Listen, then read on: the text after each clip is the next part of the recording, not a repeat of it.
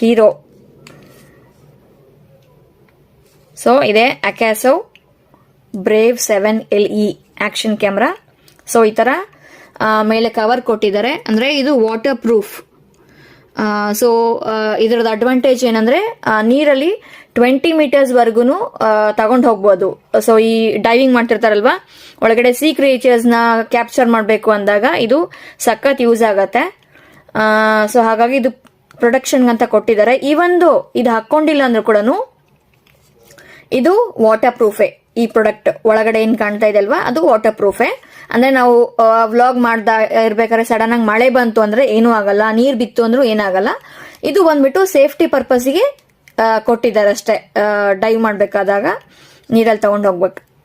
Okay, so ಹಾಗೆ ಅದ್ರ ಜೊತೆಗೆ ಇದು ಮ್ಯಾನ್ಯುಯಲ್ ಕೊಟ್ಟಿದ್ದಾರೆ.